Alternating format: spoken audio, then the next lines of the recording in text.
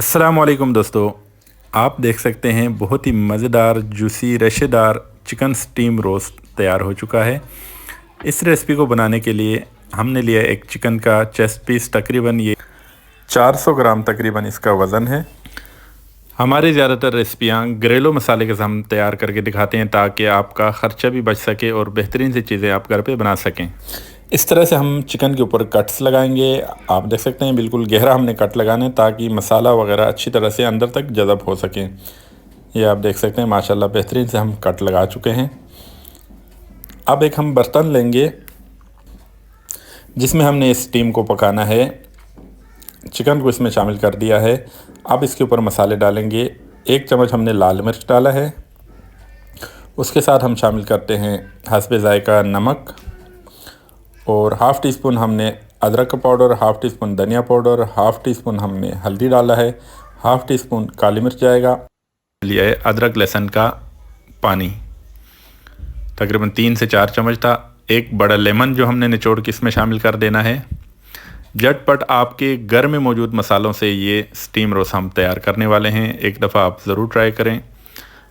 पसंद आए तो लाइक, कमेंट और हमारे चैनल को ज़रूर सब्सक्राइब करें ताकि हम मज़ेदार सी नई रेसिपियाँ आप लोगों के लिए लेकर आते रहें।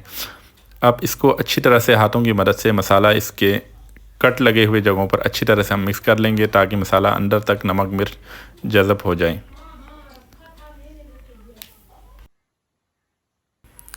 मसाला अच्छी तरह से लग चुका है। 2 टेबलस्पून हम इसमें ऑयल का शामिल करेंगे ताकि ये जूसी और नरम सॉफ्ट रहे।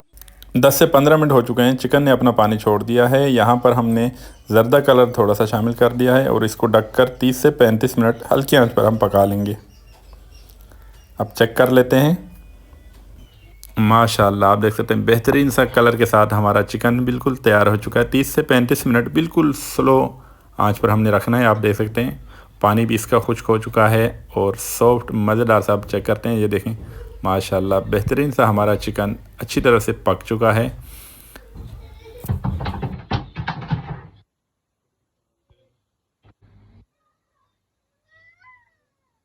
अब यहाँ पर मेन काम रहता है। इसके लिए हमने एक प्याली लिया है।